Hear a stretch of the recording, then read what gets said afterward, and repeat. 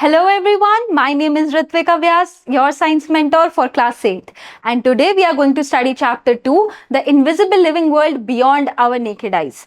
This is the second part of your previous session and we are going to talk about cell, its shape and its structure but into more detail. So in the previous session, we talked about the structure of a cell. We performed two activities, if you remember, which told us how plant cell looks and how animal cell looks. But उन सब में थोड़ा differences था दोनों cell में, but कुछ चीजें common भी थी. कॉमन क्या थी? I give you an example of the house if you remember. So can you tell me three main parts of the cell? Three main parts of the cell are cell membrane, cytoplasm and nucleus. Here is the cell. The outermost layer of it is the cell membrane. Inside it is cytoplasm and the innermost structure is your nucleus, which is the head of the cell. Here is the window, this is the floor and this is the head of the house. Something is missing here, cell wall. But cell wall, students, I told you in the previous session, is only present in plant cell. And we are taking a cell overview. So we are not going to include cell wall here. क्योंकि सिर्फ plant cells में है. अभी हम common बात कर रहे हैं. तो कॉमन में these three are the main parts. पहले हम बात करते हैं सेल मेम्ब्रेन की. Cell membrane is the outermost layer. They act as your windows. घर में क्या अंदर जा रहा है, बाहर जा रहा है, जैसे एयर वेंटिलेट होती है, वैसे सिमिलरली हमारा सेल मेम्ब्रेन एक्ट करता है. This outermost layer is your cell membrane. और ये सेल का गेटवे है, पाथवे है. तो ये क्या रेगुलेट करेगा, क्या अंदर जा रहा है और क्या बाहर जा रहा है. और कैसे रेगुलेट करेगा? Because it has pores. It is a porous membrane. इसके अंदर होल्स होते हैं, उससे ये रेगुलेट करता है. इसका दूसरा काम ये है कि एक सेल को दूसरी से अलग करना. एक तरह से वॉल का काम कर रहा है. To separate one house from another, right?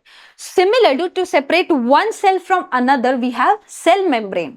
Then कुछ एसेंशियल सब्सटेंसेस की एंट्री और कुछ वेस्ट प्रोडक्ट्स का बाहर जाना भी कौन रेगुलेट कर रहा है? Cell membrane.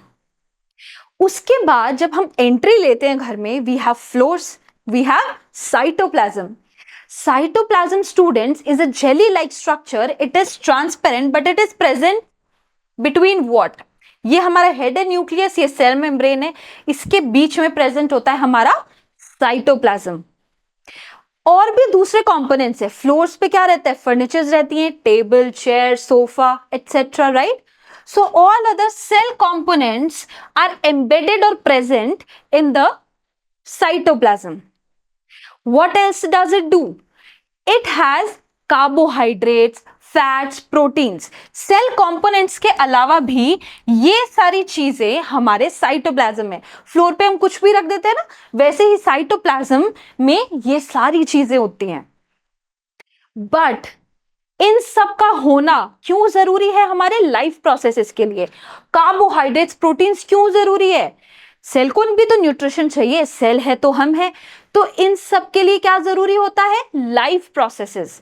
सो साइटोप्लाज्म में ही सारी लाइफ प्रोसेसेस चल रही हैं, चाहे वो मेटाबॉलिज्म हो, रेस्पिरेशन हो, everything is going under this tiny cell. And in this cell also कहां पे? साइटोप्लाज्म में. बट इन सबको रेगुलेट कौन कर रहा है? The head of the house, the brain of the cell, which is nucleus. Nucleus is what? A round structure that is present in the center of the cell. ये आप round structure देख रहे हैं, it is present in the center. It governs the cell. And what does it do? It governs the cell activities. Cell में कहाँ life processes जो हो रहे थे cytoplasm में, उनको कोई regulate भी तो करेगा ना. क्या regulate करेगा? न्यूक्लियस रेगुलेट करेगा. सेल मेम्ब्रेन में अंदर बाहर क्या जा रहा है, कौन रेगुलेट करेगा? न्यूक्लियस रेगुलेट करेगा. तो इसका रेगुलेशन भी का काम है. और सेल का कितना ग्रोथ होगा ये भी यही डिसाइड करता है. क्या डिसाइड करता है? It regulates the cell growth. How much will a cell grow और what will it modify into, everything is governed by this nucleus. Now that we have talked about the three components of the cell, क्या बच रहा है? Main gate, the main door, that is what? Your cell wall. And cell wall is present only in plant cells. सिर्फ plant cells में ये main door होता है ना? और वो किस लिए होता है? To provide it structure and rigidity. ये रहा आपका plant cell, इसका cell wall और इसका इनर मोस्ट लेयर में हमारा होगा सेल मेम्ब्रेन।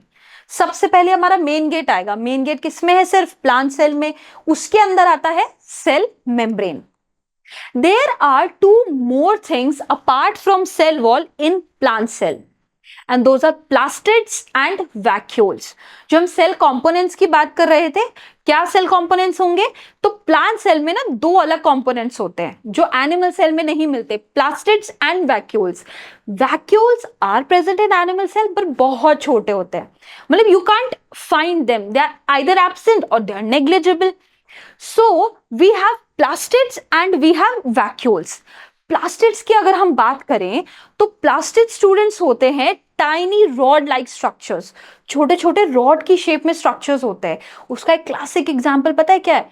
क्लोरोप्लास्ट। क्लोरोप्लास्ट कैसे क्लासिक एग्जांपल है? क्लोरोप्लास्ट आप सबको पता है उससे क्या होता है, उसमें क्या होता है? उसमें होता है क्लोरोफिल। क्लोरोफिल से क्या होती है? Photosynthesis. So this is plastid. ये कुछ ऐसा दिखता है। प्लास्टिड में भी बहुत सारे प्लास्टिड्स होते हैं, उसी में से एक एग्जाम्पल है हमारा क्लोरोप्लास्ट, जिसके अंदर क्या होता है? क्लोरोफिल। क्लोरोफिल किस में हेल्प करता है? फोटोसिंथेसिस में। सोचो कितना इंपॉर्टेंट है ये स्ट्रक्चर।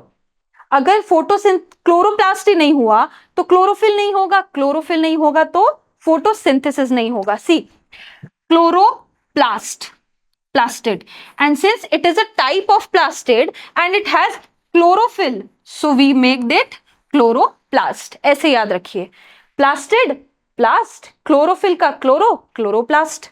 ये इसका एग्जाम्पल है। इसमें क्लोरोफिल होता है जो कि हमारा ग्रीन पिगमेंट है। कौन सा ग्रीन पिगमेंट? क्लोरोफिल, जो क्या हेल्प करता है? फोटोसिंथेसिस में। अब नॉन ग्रीन क्लोरोप्लास्ट भी तो होते हैं। हमने क्लोरोप्लास्ट की बात की, क्यों? क्योंकि उसमें ग्रीन पिगमेंट है। क्लोरोफिल ग्रीन पिगमेंट है, ये क्लोरोप्लास्ट में है। बट कुछ नॉन ग्रीन प्लास्टिड्स भी होते हैं।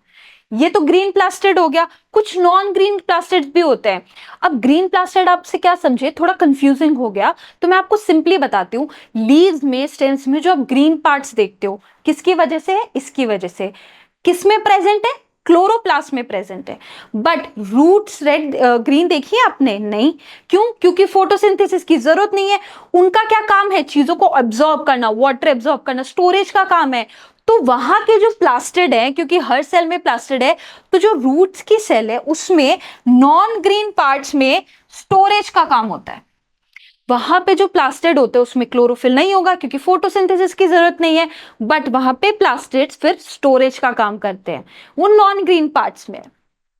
अब हमने बात की प्लास्टिड्स की, मैंने आपको एक और स्ट्रक्चर बताया था, वैक्यूल्स।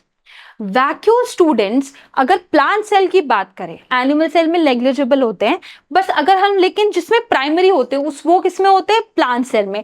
प्लांट सेल में एम्प्टी स्पेस लाइक स्ट्रक्चर होता है। ये this is your cell, right? और ये देखिए बड़ा सा आप जो बैग देख रहे हो, this is your vacuole. It is large empty looking space. ये बड़े बड़े स्पेसेस की तरह दिखेंगे आपको सेल में। इनका क्या काम होता है? इनका काम होता है स्टोरेज का, वेस्ट निकालने का, या फिर चीजों को शेप देने का। स्ट्रेंथ और रिजिडिटी प्रोवाइड करते हैं सेल को। सेल वॉल जैसा काम करती है, कुछ उसी तरह से ये स्ट्रेंथ और रिजिडिटी देते हैं। क्योंकि इतना बड़ा स्ट्रक्चर है, सेल में बहुत सारी स्पेस ऑक्यूपाई कर रहा है, तो स्ट्रेंथ भी देता है स्टोरेज के साथ साथ। लेकिन एनिमल सेल्स में यही स्ट्रक्चर बहुत नेग्लिजिबल होता है और इट इज एब्सेंट। या तो एब्सेंट होगा या इतना छोटा होगा कि आपको दिखेगा ही नहीं। ये देखो, या तो बहुत छोटा सा होगा और या फिर you won't be able to see it. And इसमें भी क्या काम होगा? अभी स्ट्रेंथ और रिजिडिटी तो प्रोवाइड नहीं कर सकता because it is so small. So what will it do? It will act as a storage bag. क्या स्टोर करेगा? कुछ ऐसा जो पानी में डिसॉल्व हो। It will store something that is dissolved in water. तो अब हम एनिमल सेल और प्लांट सेल का कंपैरिजन करते हैं, क्योंकि आप लोगों ने पढ़ लिया है कि मेन पार्ट्स कौन से होते हैं और प्लांट और एनिमल सेल में कौन कौन से स्ट्रक्चर्स अलग अलग होते हैं। सेल वॉल किस में होगा? मेन गेट है प्लांट सेल में।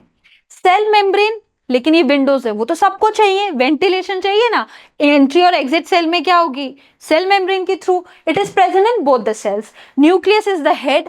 बिना ब्रेन के सेल चल ही नहीं सकती, दोनों में प्रेजेंट होगा। Chloroplast, it is a type of plastid. Why? Because it has chlorophyll which helps in photosynthesis. तो जो चीज photosynthesis कर रही है plastids वो किसमें होंगी? प्लांट सेल में. और नॉन ग्रीन प्लास्टिड्स कहाँ होते हैं? रूट्स में. और क्या करेंगे? स्टोरेज का काम. क्यों? क्योंकि फोटोसिंथेसिस की जरूरत नहीं है. Then you have your cytoplasm, the floors, they are present in both the cells. Vacuoles are present in plant cell. कई बार एनिमल सेल्स में भी होते हैं बट बहुत नेग्लिजिबल होते हैं, so we consider them to be a major part of your plant cell only. Then you have mitochondria. Mitochondria, students, is another cell component, just like your plastids and your vacuoles. It is also component and it is the powerhouse of the cell. Cell में जो भी activities की हम बात कर रहे हैं, इसको energy कहाँ से मिल रही है? Cell को भी तो energy चाहिए, वो energy generate करता है mitochondria, and it is known as the powerhouse of the cell. So what did we learn today? We learned what are the structures of cell and what are their specific functions. So let me ask you a few questions about this session. Which of the following is not one of the three basic parts of cell? इनमें से कौन सा cell का basic part नहीं है? Basic तो तीन ही है, floors, head of the house and windows. Cell membrane basic part है, न्यूक्लियस है, साइटोप्लाज्म में क्या नहीं है? सेल वॉल, क्योंकि वो सिर्फ प्लांट सेल में मिलता है. The space between the cell membrane and the nucleus is called chloroplast, cytoplasm, cell wall, vacuole. Cytoplasm. The jelly-like structure, the floors of our house. What is the main function of the nucleus? Provides energy, stores water, controls activity and regulates cell growth, provides structure. Head है ना, सबको control करेगा ये तो. The function of the dash is to separate one cell from another and allow entry and exit of materials. The windows of the cell, that is your cell membrane. That is your cell membrane. So that's it for today's session. Let's meet in this next session. Till then, keep studying. Thank you very much.